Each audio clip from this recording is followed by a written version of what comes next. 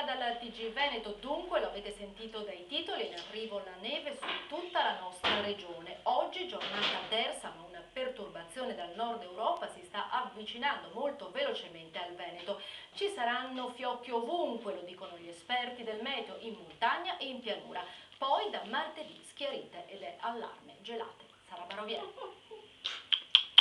Per le prossime ore è previsto il rapido passaggio di un impulso perturbato che potrà portare neve anche in pianura. Il sole di oggi certo non lo faceva presagire, giornata limpida, aria tersa, le temperature piuttosto rigide, 5 gradi al di sotto della media stagionale, non hanno fermato le gite sui colli, ma la perturbazione è ben visibile sui monitor dei meteorologi dell'ARPAV che lanciano l'allarme. Dopo aver attraversato il nord Europa, il maltempo arriva in Veneto e promette neve in montagna e in pianura.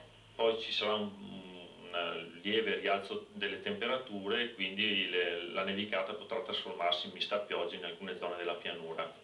Tra le temperature più basse registrate oggi in pianura quella di Treviso, meno 4, e di Vicenza, meno 3,5, in montagna meno 6 a Belluno, meno 11 ad Araba, meno 15 sul Falorie. Da martedì schiarite ma freddo pungente con la colonnina di mercurio sotto lo zero ovunque e pericolo gelate.